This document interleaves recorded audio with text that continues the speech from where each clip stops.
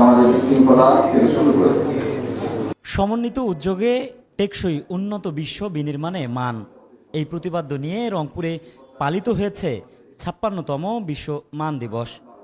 দিনটি উদযাপন করে Bangladesh standard and testing institution BSTI. সকালে জেলা প্রশাসক কার্যালয়ের সম্মেলন কক্ষে আয়োজিত হয় আলোচনা সভা। অনুষ্ঠানে প্রধান অতিথি ছিলেন বিভাগীয় কমিশনার শহীদুল ইসলাম।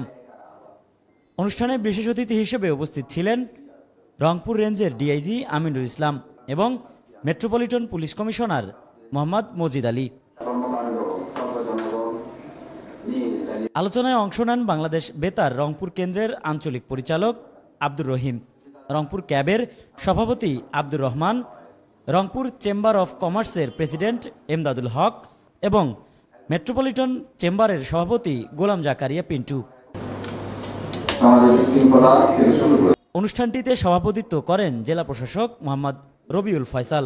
১৯৭৪ সাল থেকে বাংলাদেশ আইএসওর সদস্য হিসেবে প্রতি বছর এ দিবসটি পালন করছে বলে স্বাগত বক্তব্যে জানান বিএসটিআই রংপুরের উপপরিচালক প্রকৌশলী মুবিন উল ইসলাম।